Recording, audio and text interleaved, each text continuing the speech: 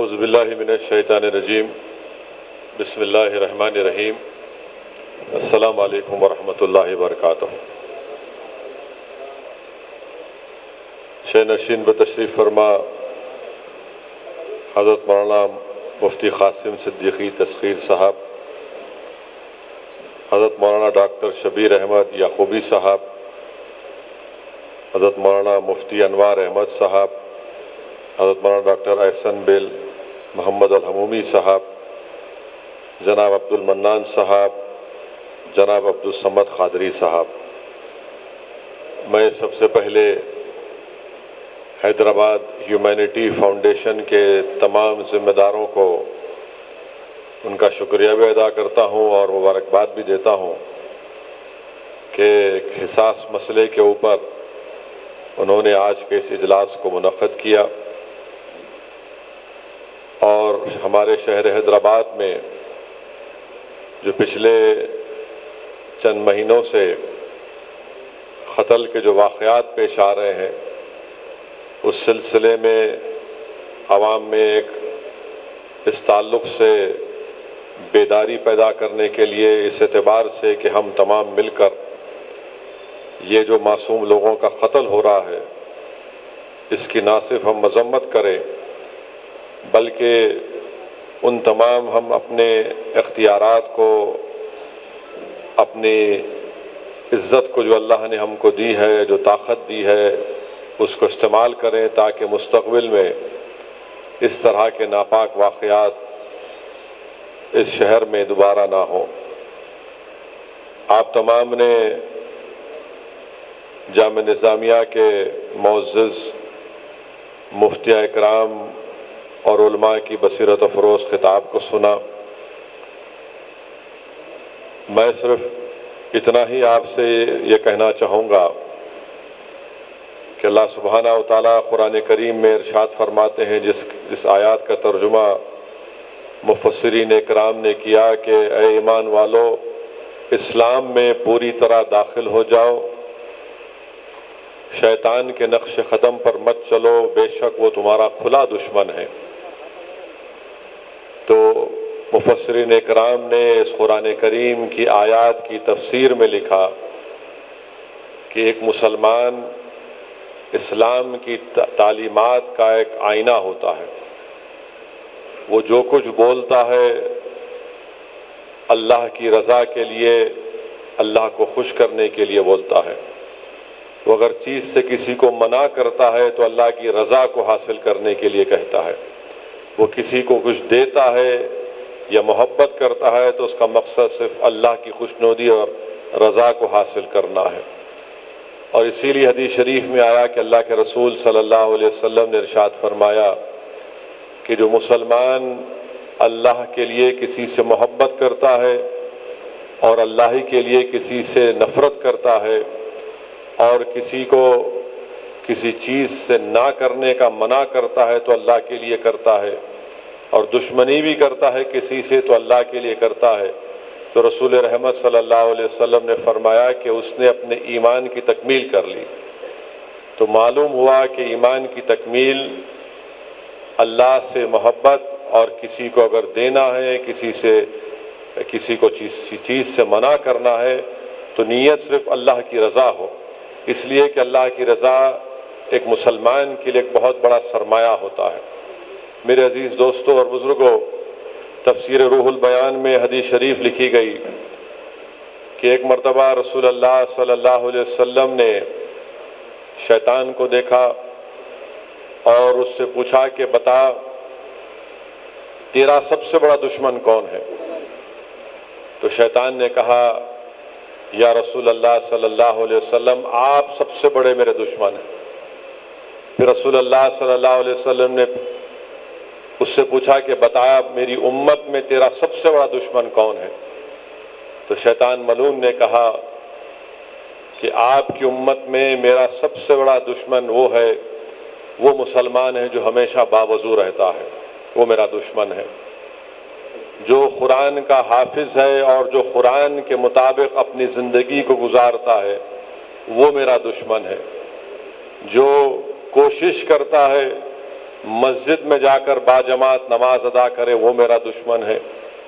شیطان کہتا ہے کہ جو تہجد کی نماز پڑھتا ہے وہ میرا دشمن ہے۔ شیطان کہتا ہے کہ جو مسلمانوں پر رحم کرتا ہے وہ میرا دشمن ہے۔ وہ مسلمان جس کے اخلاق بڑے اچھے ہیں وہ میرا دشمن ہے۔ وہ مسلمان جو بیواؤں پر رحم کرتا ہے وہ میرا دشمن ہے۔ وہ مسلمان تاجر جو تجارت بڑی صفائی کے ساتھ اور پاکیزگی سے کرتا ہے وہ میرا دشمن ہے۔ ایسا 13-14 چیزیں شیطان نے کہا کہ یہ میرے دشمن ہیں۔ پھر رسول اللہ صلی اللہ علیہ وسلم نے اس سے پوچھا بتا میری امت میں تیرا دوست کون ہے؟ تو اس نے کہا سود خور میرا دوست ہے، چغل خور میرا دوست ہے، جو ریاکاری کرتا ہے وہ میرا دوست ہے، جو یتیموں کا مال کھاتا ہے وہ میرا دوست ہے، جو ظلم کرتا ہے وہ میرا دوست ہے، وہ عالم جو ایک ظالم بادشاہ کی تائید میں فیصلے دیتا ہے وہ میرا دوست ہے، وہ جو شراب پیتا ہے وہ میرا دوست ہے، وہ جو ظلم کرتا ہے وہ میرا دوست ہے۔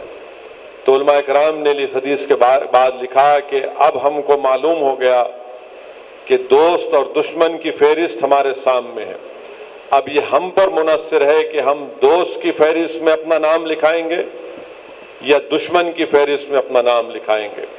اور یاد رکھیے کہ جب رسول اللہ صلی اللہ علیہ وسلم کی حدیث ہمارے سامنے ہے اس لیے بے حد ضروری ہے کہ ہم اسلام میں پوری طرح داخل ہو جائیں اور شیطان کے نقش قدم پر نہ چلیں، کیونکہ اللہ قرآن میں فرما دیا کہ وہ ہمارا کھلا دشمن ہے۔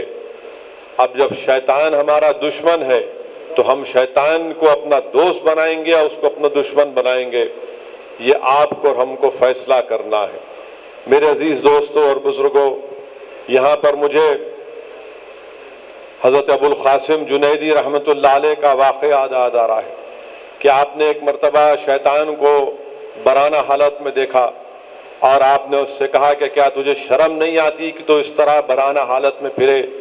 تو ملعون کہتا ہے کہ ہاں ابو القاسم جنید، مجھے آپ کے سامنے اس طرح حالت میں آنے سے شرم آتی ہے، مگر وہ جو لوگ آنکھ سے برانہ ہے، کان سے برانہ ہے، جن کے دل برانہ ہے، مجھے ان سے کوئی شرم نہیں آتی، کیونکہ ان کی آنکھیں بے حیائی کو تلاش کرتی ہیں، ان کے کان بے حیائی کو سننے کے لیے بے چین ہیں، ان کے دل میں بے حیائی اتر چکی ہے، تو مجھے ان سے شرم نہیں آتی۔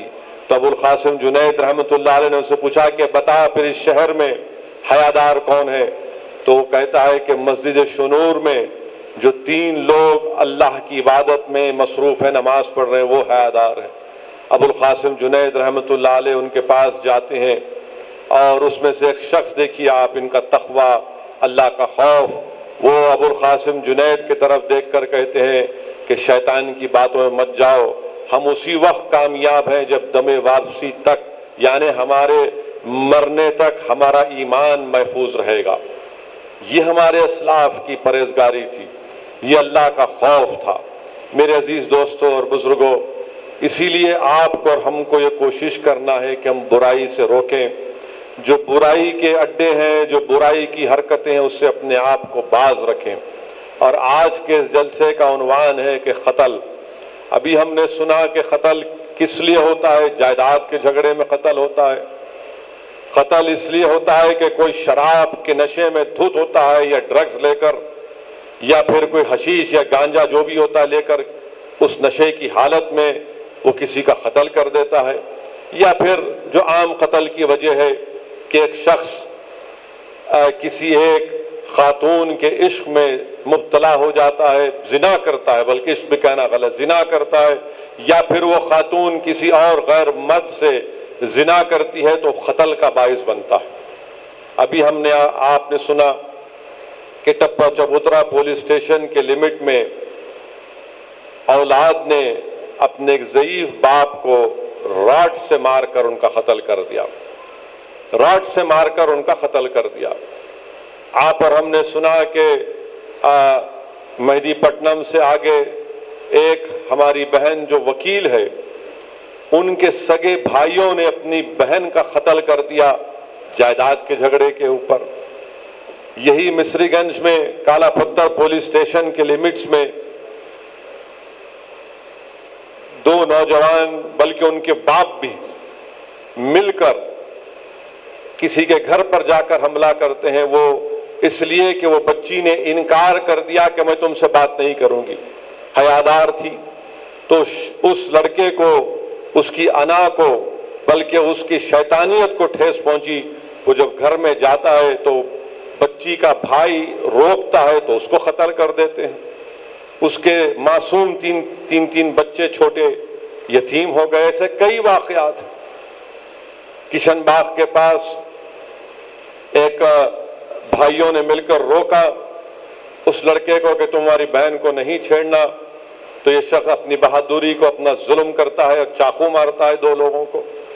تو میرے عزیز دوستوں اور بزرگوں، یاد رکھیے اللہ سبحانہ و تعالیٰ قرآن کریم میں، بلکہ علماء کی موجودگی میں گستاخی کر رہا ہوں، سورہ نساء کی آیات مجھے یاد آ رہی کہ اللہ سبحانہ و تعالیٰ فرماتے ہیں کہ جو کسی انسان کا قتل کرتا ہے وہ جہنم میں رہے گا، اللہ اس پر لعنت بھیجتا ہے، اللہ اس پر بہت بڑا عذاب اس پر نازل کرتا ہے۔ اور قیامت کے دن سب سے پہلے اگر کسی کا حساب کتاب ہوگا تو ناحق قتل کرنے کا ہوگا۔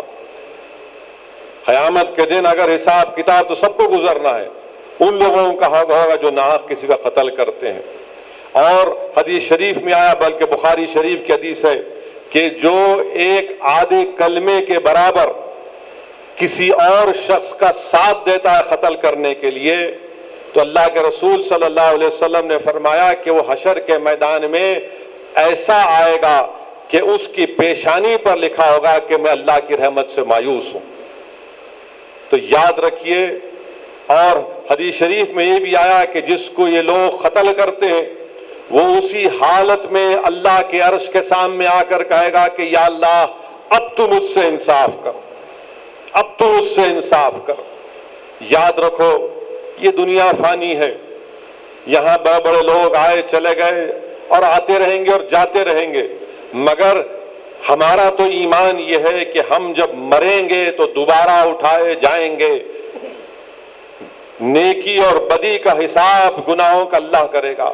تو جو لوگ یہ قتل جیسی گناہ کبیرہ ہے، علماء بتائیں گے آپ کو قتل دین اسلام میں گناہ کبیرہ ہے، بلکہ حدیث شریف میں آیا کہ شرک کے بعد سب سے بڑا گناہ اگر کوئی ہے تو قتل ہے۔ شرک کے بعد سب سے بڑا گناہ اگر ہے تو قتل ہے۔ آپ اندازہ لگائیے کہ ایک ضعیف باپ کو راڈ سے مارنا ایک حقیر جائیداد کے لیے، اور اگر اس شخص کو معلوم ہوتا جس نے اپنے باپ کو، اولاد کو معلوم ہوتا کہ اس نے اپنے باپ کا قتل کیا، تو قرآن کریم میں بنی اسرائیل میں اللہ فرما رہا ہے کہ میری عبادت کرو، ماں باپ کا خیال رکھو۔ اللہ قرآن میں فرما رہا ہے کہ جب ضعیف ہو جاتے ہیں تو ان کو اف تک مت کہو۔ اللہ سکھا رہا ہے کہ جب وہ ضعیف ہو جاتے ہیں تو دعا کرو تو مجھ سے کہ اللہ ان پر رحم فرما جس طرح مجھ پر رحم فرماتے تھے۔ اللہ یہ فرما رہا ہے کہ تم میری اطاعت کرو اور اپنے ماں باپ کی بھی اطاعت کرو، خیال رکھو ان کا۔ ابن عباس رضی اللہ تعالیٰ عنہ فرماتے ہیں کہ قرآن کریم میں سے 3 چیزوں کا ذکر کرتے ہیں کہ اگر ایک کریں گے اور دوسرا نہیں کریں گے تو عبادت قبول نہیں ہوتی۔ وہ کیا ہے؟ کہ نماز بھی پڑھو، اللہ کہتا ہے نماز پڑھو اور زکوٰۃ ادا کرو۔ اگر آپ نماز پڑھیں گے، زکوٰۃ ادا نہیں کریں گے تو آپ کی عبادت قبول نہیں ہوتی۔ اللہ کے رسول صلی اللہ علیہ وسلم کے تعلق سے اللہ فرما رہا ہے کہ رسول کی اطاعت کرو، اللہ کی اطاعت کرو، اگر ایک کی کریں گے دوسرے کی نہیں کریں گے، عبادت غیب۔ اگر آپ اللہ کی عبادت کریں گے اور ماں باپ کی اطاعت نہیں کریں گے تو عبادت قبول نہیں۔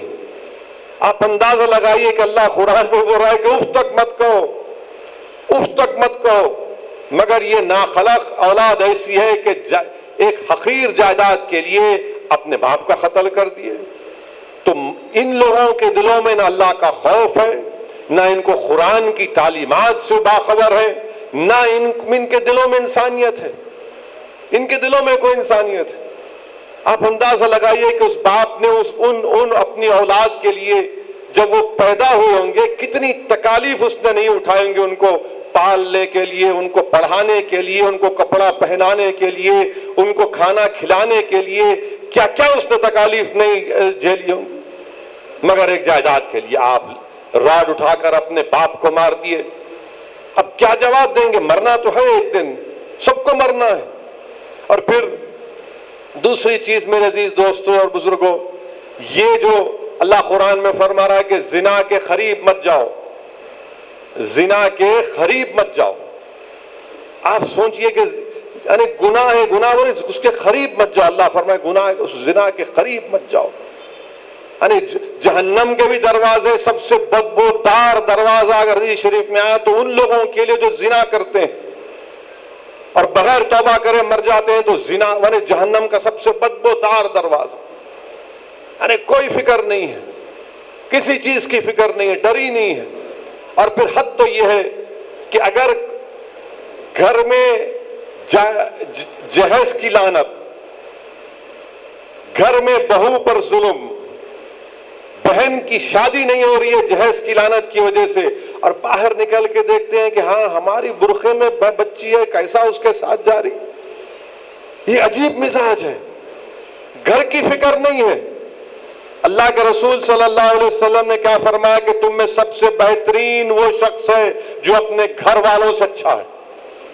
گھر کی فکر کرو، کبھی گھر کی تو فکر کرو، گھر میں اچھے ہو جاؤ، اپنی بیوی سے، اپنی ماں سے، اپنے بھائی سے، اپنے بہن سے۔ رسول اللہ صلی اللہ علیہ وسلم میں حدیث ہے، علماء موجود ہے، پوچھئے تم میں سب سے بہترین وہ ہے جو اپنے گھر والوں سے اچھا ہے۔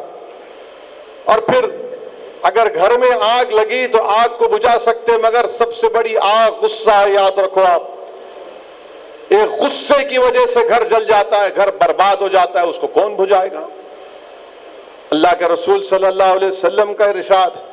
بلکہ یہاں پر امام غزالی رحمت اللہ علیہ کی کتاب کیمیاء سعادت کا واقعہ یاد آ رہا ہے کہ امام غزالی لکھتے ہیں کہ حضرت ایک شخص تھے، بزرگ تھے، حضرت سلیمان بن بشر، جو حج کو جا رہے تھے، تو راستے میں کسی جگہ پر رکنا، اس زمانے میں لوگ پیدل اونٹ سے جاتے تھے، تو راستے میں آرام فرمائے، اپنے ساتھی کو کہا کہ جاؤ تھوڑا کھانے کا انتظام کرو۔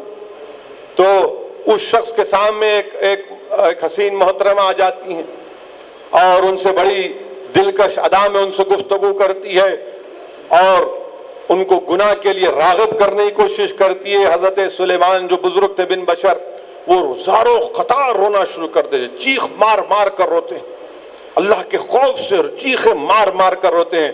وہ محترمہ ان کو دیکھ کے کہتی ہے تو پاگل ہے، چلے جاتی۔ اور جب ان کے دوست واپس آتے دیکھتے کہ پورا ان کا جسم، ان کی آنکھ سے آنسو بہ رہے ہیں، بلکہ جو جسم میں کپڑا پہنا ہے کچا ہے ان کے آنسوؤں سے، تو ان سے پوچھتے ہیں ماجرا کیا ہے، تو کہتے ہیں کہ ایسا ہوا تھا، میں اللہ کے خوف سے رونا شروع کر دیا۔ تو شخص چیخ مار کر کہتا ہے کہ اللہ کا شکر ہے کہ میں اکیلا نہیں تھا، اگر میں رہتا یہاں پر تو میں شاید گناہ مجھ سے سرزد ہو جاتا۔ مکہ شریف جاتے ہیں، عمرہ کرتے ہیں۔ امام غزالی لکھتے ہیں کہ مکہ شریف میں عمرہ کرنے کے بعد کسی جگہ پر آرام فرماتے ہیں تو خواب میں آپ حضرت یوسف علیہ السلام کو دیکھتے ہیں، خواب میں آپ حضرت یوسف علیہ السلام کو دیکھتے ہیں، اور حضرت یوسف علیہ السلام ان سے کہتے ہیں کہ تم نے جو گناہ نہیں کیا، میں تم کو اس کی مبارکباد دینے کو آیا ہوں، میں تم کو اس کی مبارکباد دینے کے لیے آیا ہوں۔ میرے عزیز دوستوں اور بزرگوں، یاد رکھیے اپنی اولاد کو، اگر یہاں پر کوئی ماں باپ ہیں تو اپنی اولاد کو بے حیائی سے دور رکھنا سکھائیے، حیادار بنائیے۔ رسول اللہ صلی اللہ علیہ وسلم نے کیا فرمایا کہ ایمان حیا ہے اور حیا ایمان ہے۔ اگر آپ اپنی اولاد کو حیادار نہیں بنائیں گے تو خون کے آنسو آپ روئیں گے، یاد رکھیے۔ اگر آپ اپنے بچوں کو بچپنے سے حیادار اور حیا کی تعلیم نہیں دلائیں گے، علماء کی صحبت میں آپ نہیں بیٹھیں گے، اپنی اولاد کو نہیں بٹھائیں گے، تو پھر یہ جب بڑے ہوں گے آپ کو خون کے آنسو آپ کو رلائیں گے۔ بلکہ بخاری شریف کی حدیث ہے کہ بخاری شریف کی حدیث میں آیا کہ میں نے پہلی قوموں میں 3 لوگ کسی ایک غار میں جا کر آرام کرتے ہیں تو ایک پہاڑ گر جاتا ہے، راستہ بند ہو جاتا ہے، تو تینوں میں سے ہر ایک آدمی کہتا ہے کہ اللہ کو میں اپنی نیکیاں بیان کر کے اللہ کو ہم راضی کریں گے، وسیلہ دیں گے۔ تو ایک شخص کہتا ہے کہ یا اللہ میرے ماں باپ بوڑھے تھے، میں نے ان کی بہت خدمت کی، تو وہ جو پہاڑ راستہ رکتا ہے پتھر وہ تھوڑا ہٹتا ہے۔ دوسرا کہتا ہے کہ یا اللہ میں نے امانت میں خیانت نہیں کی، میں نے یتیموں کی امانت میں خیانت نہیں کی، تو اور تھوڑا پتھر ہٹتا ہے۔ اور تیسرا شخص کہتا ہے کہ یا اللہ میں زنا کرنا چاہتا تھا، تیرا خوف مجھ پر غالب آ گیا، میں نے نہیں کیا، تو پورا پتھر ہٹ جاتا ہے۔ آج مسلمانوں کی راہوں میں پتھر ہیں، پہاڑ ہیں، اگر آپ ان پتھر اور پہاڑوں کو ہٹانا چاہتے ہیں تو آپ کو اپنے ماں باپ کی خدمت کرنا ہے، امانت میں خیانت نہیں کرنا، اور زنا سے دور رہنا، زنا سے دور رہنا۔ اور تیسرا سبب بنتا ہے قتل کا شراب، ڈرگز، کہ شراب پیے بیٹھ کر اس کے بعد جھگڑا کرے اور ان کو مار دیے۔ اچھا پھر میرے سے آ کر کسی نے پوچھا کہ نہیں صاحب وہ آپ اس کی بھی تائید نہیں کر رہے، انہیں مر گیا۔ میں نے کہا دیوانے اس کے ہاتھ میں بھی تو ہتھیار تھا، اگر وہ اس کو نہیں مارتا تو انہیں اس کو مارتا تھا۔ سیلف ڈیفنس کی بات الگ ہے، مگر جو لوگ جیسا ابھی آپ نے سنا، آپ نے بھی یہاں پر سنا، جو عالم دین امریکہ میں مقیم ہے، جو حیدرآباد آئے، مولانا مفتی قاسم صدیقی صاحب کے جذبے کا بدلہ۔ حدیث ہے سرکار دو عالم صلی اللہ علیہ وسلم، بخاری شریف کی حدیث ہے، رسول اللہ صلی اللہ علیہ وسلم نے فرمایا کہ دو مسلمان اگر ایک دوسرے پر تلوار اٹھاتے ہیں اور ایک مر جاتا ہے اور ایک بچ جاتا ہے، تو رسول اللہ صلی اللہ علیہ وسلم نے فرمایا کہ دونوں جہنمی ہیں۔ تو صحابہ نے پوچھا رسول اللہ صلی اللہ علیہ وسلم یہ بات تو صحیح ہے کہ جس نے مارا وہ جہنمی ہے، پھر یہ کیسا؟ بولتے وہ بھی تو اس کو مارنا چاہتا تھا، وہ بھی تو اس کو مارنے کے لیے نکلا تھا۔ میرے عزیز دوستوں اور بزرگوں، یہ چیزوں پر آپ کو اور ہم کو اس پر نوٹ کرنا ہے۔ اور شراب کو تو مانے گناہوں کی جڑ ام الخبائث سرکار دو عالم صلی اللہ علیہ وسلم نے فرمایا۔ قرآن میں اللہ فرمایا کہ قرآن اور جوا تم کو اللہ کی عبادت سے دور کر دیتی ہے۔ حشر کے میدان میں جو شرابی توبہ کے بغیر مرا تو اس کی زبان باہر رہے گی، بدبو آئے گی اس کے پاس سے، لوگ بولیں گے شرابی تھا۔ میرے عزیز دوستو، یہ ڈرگز کا بڑا استعمال ہو رہا ہے، گانجے کا استعمال ہو رہا ہے۔ اب ہم کو ان برائیوں کا خاتمہ ہم کو کرنا ہے اپنے گھر سے۔ گھر کا ماحول ماشاءاللہ کیسے آپ خود دیکھ لیجئے۔ میں ہمارے آج سے 1-2 دن پہلے ایک صاحب سے یہی بات کر رہے تھے اپنے بچے کے بارے میں۔ میں ان سے پوچھا کہ آپ کے بچے کی عمر کیا؟ بولے 21 سال کا ہے، اس طرح کی حرکتیں کر رہا ہے۔ میں نے کہا بولتے کیوں نہیں اس کو، سمجھاتے کیوں نہیں آپ؟ انہوں کیا بولے مجھے یہ بتائے کہ ارے صاحب اگر میں زیادہ اس پہ دباؤ ڈالوں گا تو گھر چھوڑ کے بھاگ جاتا ہوں۔ میں بولا کیسا بھاگتا گھر چھوڑ کے بھائی؟ نہیں صاحب زیادہ میں بولا تو بھاگ جاتا گھر چھوڑ کے۔ ہمیں ماں باپ بچے اولاد سے ڈر رہے ہیں، اولاد ڈرنا ماں باپ سے۔ مانے ہم اپنے والد کے سامنے، مرحوم کے سامنے ہماری روح قبض ہو جاتی تھی۔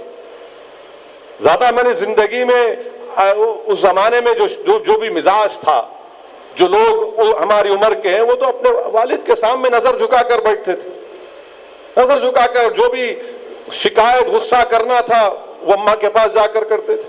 مگر آج والد یہ کہہ رہا ہے زیادہ دباؤ ڈالیں گا تو گھر چھوڑ کے بھاگ جاتا ہوں۔ بھاگنا تو اس کو، پھر غلطی آپ کی ہے، آپ نے بچپنے سے اس کی تربیت نہیں کی۔ صحیح کہا آپ نے ابھی یہاں پر احسن الحمی صاحب نے کہ ایک زمانہ تھا کہ صبح بچے مسجد کو یا مول صاحب کے پاس جا کر ان کو اخلاقیات کی تعلیم دی جاتی تھی۔ ایک وقت تھا کہ گھر میں ماں باپ بیٹھ کر اپنی اولاد کو نیکی اور برائی کے بارے میں بتاتے تھے، بحث ہوتی تھی اس کے اوپر، قرآن کی تعلیمات کے اوپر باتیں ہوتی تھی، حدیث کے بارے میں بات ہوتی۔ اب کچھ نہیں ہے، اب ماحول گھر میں کیا ہے؟ باپ کے ہاتھ میں سیل فون ہے، انہوں فیس بک پر، اماں ٹی وی میں ہے، بچے ویڈیو گیم میں ہیں۔ حقیقت ہے یہ، ہر گھر کا ماحول یہ ہے۔ جب سے یہ وائی فائی آیا، انہوں ایک طرف یعنی کھانا کھاتے وقت بھی سیل فون۔ ہم سمجھ سکتے ہم سیاستدان ہیں، سیل فون سامنے رہتا، کوئی فون کرے اٹھانا ضروری، مگر ماحول ایسا ہے کہ بس لگے ہوئے ہیں سیل فون میں۔ نہ باپ کو فکر اولاد کی، نہ اماں کو فکر، نہ بیٹوں کو اپنی فکر، نہ تو گھر کا ماحول کیا ہوگا پھر؟ میں نے بجائے اپنے ماں باپ سے قریب رہنے کے وہ اپنے دوستوں کو اپنے ماں باپ کے برابر سمجھتا ہے، ان سے زیادہ محبت کرتا ہے. یہ حقیقت ہے آج کے معاشرے کی، اور اس کی ذمہ داری ہم پر عائد ہوتی ہے، اس کی ذمہ داری ہم پر عائد ہوتی ہے. آج پوری انسانیت ترس رہی ہے، مسلمانوں سے کہہ رہی ہے کہ ہم کو رسول اللہ صلی اللہ علیہ وسلم کی تعلیمات سے ہماری پیاس کو بجھاؤ، اور ہمارے نوجوان کہاں ہیں بتائیے؟ یاد رکھیے، اگر ہمارے نوجوان میں اسی طرح کا یہ ارتداد، یہ تمام فتنے بڑھتے جائیں گے تو قوم گر جائے گی خدا نخواستہ. آپ قوم اور ملت کا مستقبل ہیں، اگر آپ ان برائیوں کے راستے پر چلے جائیں گے تو پھر کیا ہوگا بتائیے آپ؟ اگر ہم کو اپنی غربت کی شکایت بھی ہے مگر شراب خانے بھی آباد، پیسے نہیں ہیں مگر شباب کے پورے سینٹر پر ہم موجود، آٹو ہے بیچارہ کسی کو دیتا ہے کہ بھائی کما کے دے تو شراب پی کر آٹو پکڑے جاتا ہے، اور دوسرے دن دارالسلام کو آ کر خود نہیں آتا، دور کھڑے ہو کے اپنی بیوی کو جاتا جا کے تم بول کے آؤ. ارے کیا ہے بتائیے آپ؟ کیا آپ شراب پئیں گے؟ نام آپ کا کیا ہے؟ عبد الرحمان آپ کا نام ہے، اور آپ شراب آٹو چلا رہے ہیں، شراب پکڑا جا رہا ہے آپ کا. آپ ظلم کر رہے ہیں، اپنے گھر میں بہو آئی جہیز لے کے نہیں آئی، پیٹتے ہیں اس کو، پھر آپ کو شکایت ہے کہ بھائی میری بچی کی شادی بھی نہیں ہو رہی. یاد رکھیے، یہ برائیوں کا خاتمہ، یہ گناہوں کا خاتمہ، یہ معاشرے سے یہ قتل و غارت گری کو اگر ہم کو اور آپ کو مل کر ختم کرنا ہے تو اس کا ایک ہی طریقہ ہے کہ دین سیکھیے، اسلام کو سمجھیے. اسلام صرف یہی نہیں ہے کہ جمعے کے دن چلے گئے ذرا عطر لگا کے، یہ نہیں ہے. دین سمجھیے، علماء کے صحبت میں بیٹھیے، علماء کے صحبت میں بیٹھیے، اپنے ماں باپ کی عزت کریے، اپنی ماں کی قدر کریے، اپنی بیوی کی عزت کریے، اپنی بیوی سے محبت سے پیش آئیے. کیوں مارتے بھائی بیوی کو اپنے آپ؟ کس نے اختیار دیا مارنے کو آپ کو؟ علماء ہے، پوچھیے آپ. میں بھی رک جاتا ہوں. آپ یہ علماء آپ کو بولیں گے کیا بیوی کا کام کھانا پکانا ہے؟ نہ بولیے آپ کیا بیوی کا کام کھانا پکانا ہے شریعت میں؟ پوچھو آپ ان سے. نہیں تم نہیں پکاؤ، ہم سنتے ہیں. آپ پوچھو میں جانے کے بعد، لو فتوا لو آپ جا کے جامع نظامیہ سے فتوا لو کہ بیوی کا کام کھانا پکانا، پکانے کا ہے تو پکانے والی کو رکھ لینا میاں. رسول اللہ صلی اللہ علیہ وسلم خود اپنا کپڑا سیتے تھے، خود اپنا کام کرتے تھے. رسول اللہ صلی اللہ علیہ وسلم اشرف الانبیاء رحمت اللہ عالمین. اب انہوں کئی جھگڑے، کھانا اچھا نہیں پکا. ارے تیرا کام اس کا کام نہیں ہے بابا، تم پکاؤ، یار پکانے والی کو رکھو، یا جو پکائے الحمدللہ. نہیں میری اماں کی خدمت نہیں کری. ارے انہیں تمہاری بیوی ہے، نوکرانی ہے، اس پہ مارتے اس کو. پورا ماحول برباد اور پوری شرمندگی ہم کو ہوتی ہے. اور پھر یہ میڈیا کو مل جاتا ہے انہوں ایسا کرے، جبکہ برائی سب میں ہے. یہ صرف مسلمانوں کے تک نہیں ہے، بلکہ ہم نے دیکھا پرانے شہر میں ایک شخص نے اپنے 2 سال کے بیٹے کا گلا کاٹ دیا، 2 سال کے بیٹے کا گلا کاٹ دیا. تو شراب، یہ تمام چیزوں کے ڈرگز سے اپنے آپ کو بچائیے، اپنے اولاد کو بچائیے، اور دین کو سمجھیے. اور ہمیشہ اس بات کا خوف اپنے دل میں پیدا کریے کہ اللہ دیکھ رہا ہے، ایک دن اس کا حساب کتاب دینا ہے. آج اگر کوئی طاقتور ہے تو کوئی یہ نہیں سمجھ سکتا کہ میں سب سے بڑا طاقتور تو اللہ ہے، سب کو حساب دینا ہے. آپ قتل کرتے جائیں گے، باپ ضعیف ہے راڈ لے کے مار دیے، بہن ہے جائیداد میں حصہ نہیں، بہن کو مار دیے. میں اس سے بات کرتا تھا، وہ میرے سے نہیں بات کر رہی، میں جا کے اس کے بھائیوں کو چاقو سے مارتا ہوں. قانون آپ اپنے ہاتھ میں نہیں لے سکتے. یاد رکھیے، علماء ہے، پوچھ لیجیے آپ قانون کو اپنے ہاتھ میں لے نہیں سکتے. آپ قانون کے ہاتھ، آپ کون ہوتے؟ قانون پولیس ہے، عدالت ہے، ورنہ تو انارکی ہو جائیں گی پوری ہر جگہ پر. اگر آپ خود بولیں گے میرا اختیار ہے، میں جو چاہے نہیں کر سکتے، آپ جو چاہے آپ کا اختیار نہیں ہے. قانون اگر ہے تو قانون کا امپلیمنٹیشن ہوگا. اور ہم تو پوری کوشش کرتے کہ یہ تمام جو اس طرح کی حرکتیں کرتے میں کئی بار پولیس کو سختی سے بولا ہوں، آج بھی بول رہا ہوں اور بولتا رہوں گا، مجلس ان ظالموں کا ساتھ نہیں دی، نہ دیں گے انشاءاللہ تعالی، نہ آپ لوگ دینا، بلکہ میں آپ تمام سے علماؤں کی موجودگی میں گزارش کروں گا کہ ماہ ربیع الاول میں جو میلاد النبی کے انشاءاللہ جلسے ہوں گے، سیرت النبی کے جلسے ہوں گے، اس میں ہم کو ذکر کرنا ہے ان چیزوں کا، یہ قتل کا بولنا ہے کھل کے کہ آپ اس سے دور رہیے، اور وہ جو لوگ کر رہے ہیں ان کی مذمت کرنا ہے، ان کی مذمت کرنا ہے بالکل۔ میں یہ نہیں کہہ رہا ہوں کہ ان کو سوشل بائیکاٹ کرو ورنہ کل میڈیا چلائیں گے ایسا بولے، میں کہہ رہا ہوں کہ مذمت کرنا ہے لوگوں کی، دوری اختیار کرو آپ۔ اور پھر رشتہ داروں سے تعلقات منقطع کرنا کس بات سے میرے بھائی؟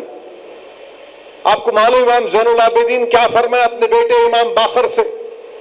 فرمایا کہ تم ان لوگوں کے ساتھ مت بیٹھو جو رشتہ داریوں کو توڑتے ہیں، کیونکہ امام زین العابدین نے فرمایا کہ قرآن میں اللہ 3 مرتبہ ان کو ملعون کہا جو رشتہ داروں کو، جو رشتوں کو توڑتے ہیں، جو رشتوں کو توڑتے ہیں۔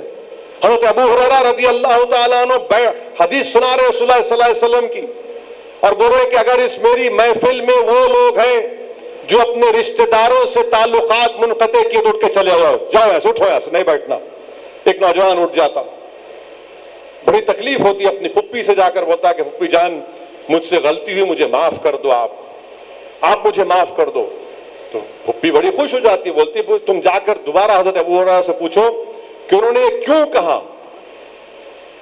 تو جا کر حضرت ابو ہریرہ سے پوچھتے ہیں کہ میری پھپھی سے میرے تعلقات خراب تھے، میں درست کر لیا، مگر انہوں نے آپ سے پوچھا کہ آپ نے یہ کیوں کہا کہ اس محفل سے اٹھ جاؤ جو اپنے رشتہ داروں سے تعلقات کو منقطع کر لیتے۔ تو حضرت ابو ہریرہ رضی اللہ تعالیٰ نے فرمایا کہ رسول اللہ صلی اللہ علیہ وسلم کی حدیث ہے کہ جو اپنے رشتہ داروں سے اپنے تعلقات کو منقطع کر لیتا اللہ کی رحمت اس پہ نازل نہیں ہوتی۔ کئی حدیث ہیں، کتاب الکبائر امام ذہبی رحمۃ اللہ علیہ کتاب میں پورا کئی چیپٹرز ہیں گناہ کبیرہ کے بارے میں، پڑھ لیجیے آپ۔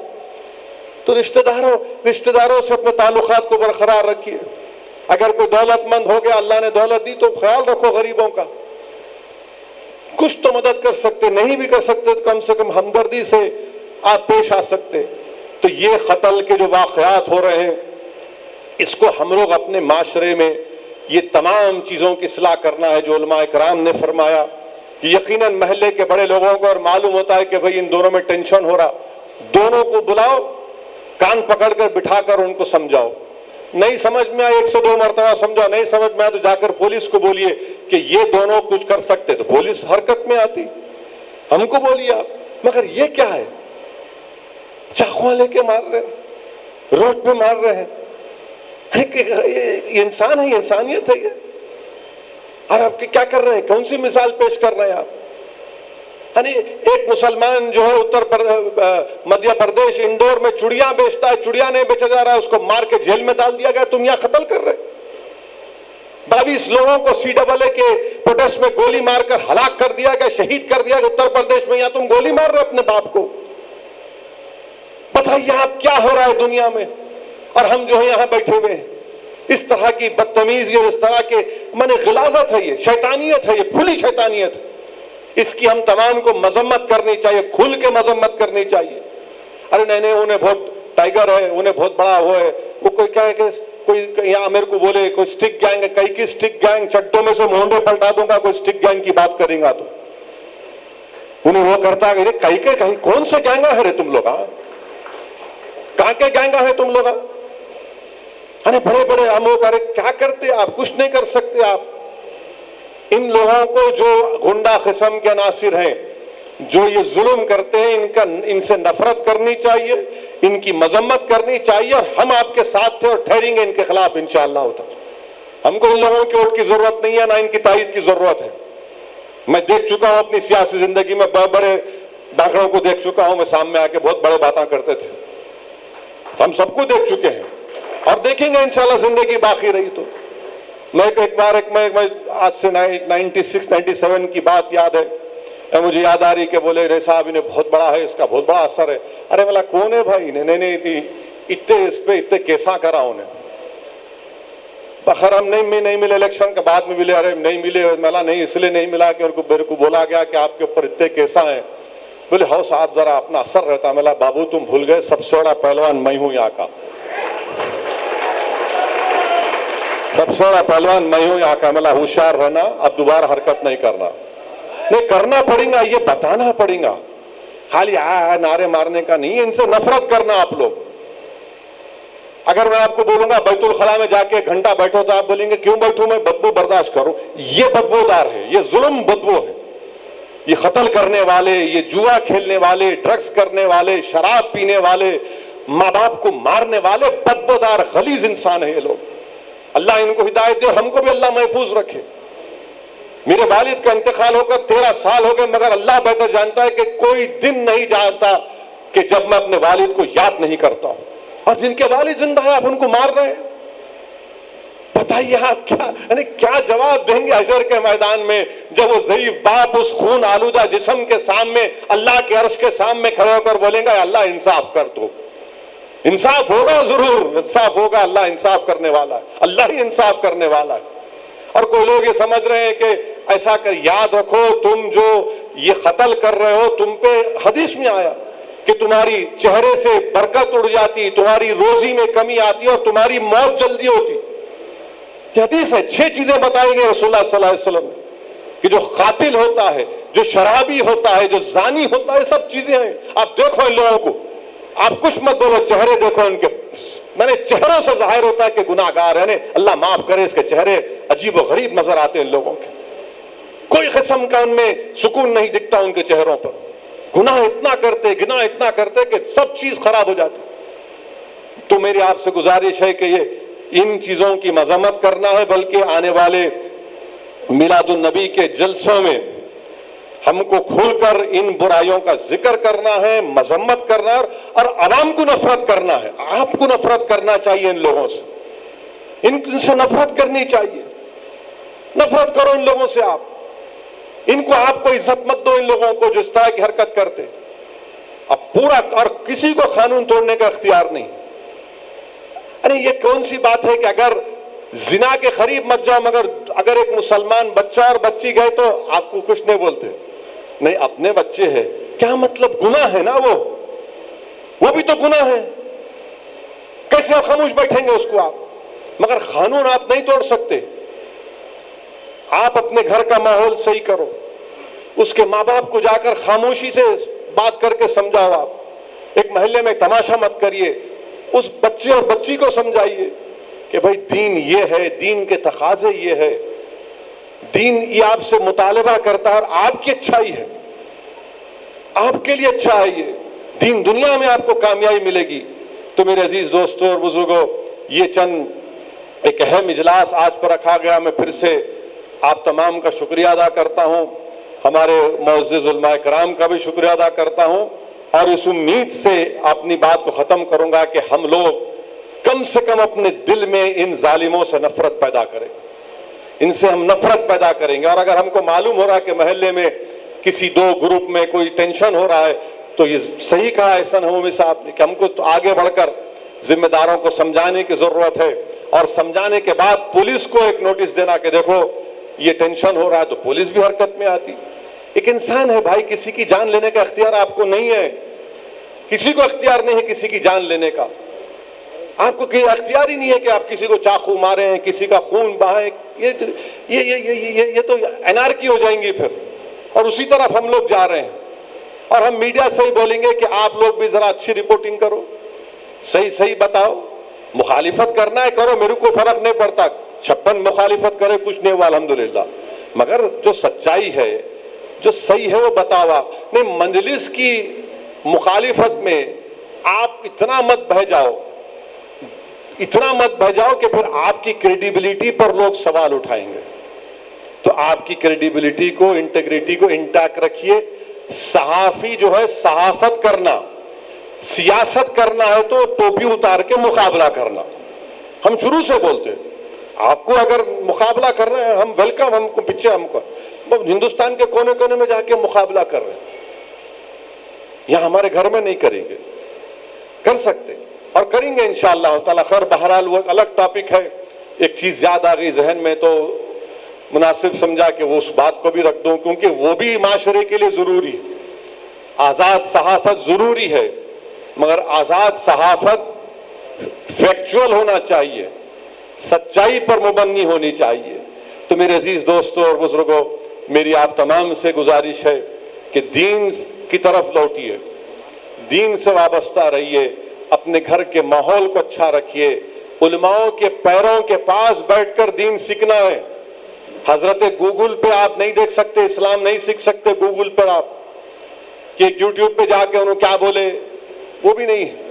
آپ کو دین سیکھنا ہے، فنڈامنٹل دین کے کیا ہے اس کو سمجھنا ہے، اور ایک اچھے انسان کو بننا ہے۔ اور اسی وقت ہوگا جب آپ کے گھر کا ماحول اتنا اچھا ہو جائے گا کہ آپ کا گھر ایک جنت کا گوشہ بن جائے گا انشاءاللہ تعالی۔ وآخر الدعوانا الحمدللہ رب العالمین۔